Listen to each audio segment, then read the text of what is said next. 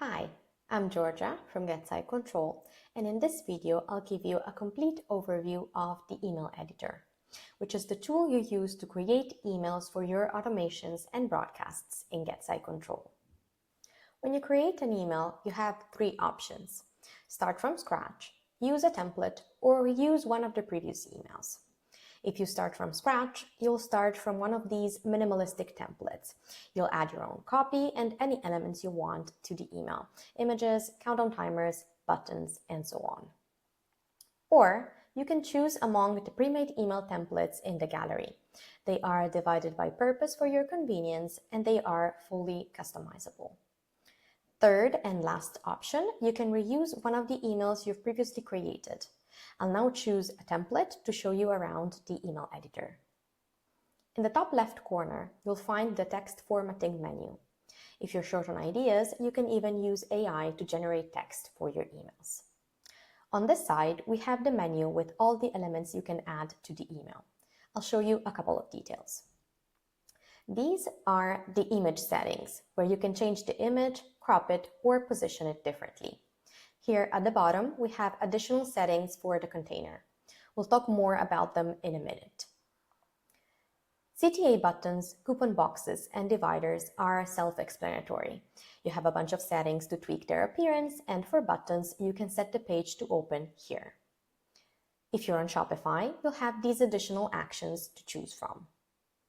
You can use text banners to format and style a piece of text in a different way compared with the rest of the email, to make it pop or blend in with a particular section. All of these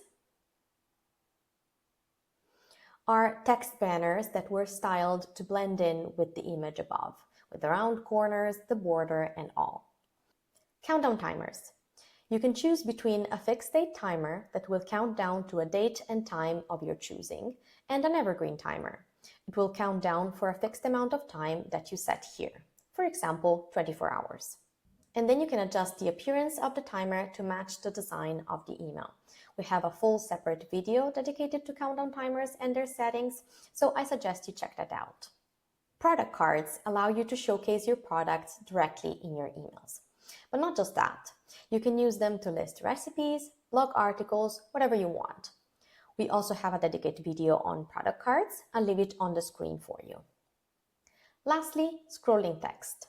This is simply a scrolling line of text you can use to highlight promos and news.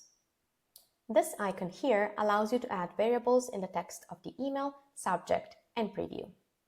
Variables allow you to personalize emails by inserting the information you've collected about your subscribers. For example, you can address subscribers by name at the beginning of the email. Moving on to the side menu.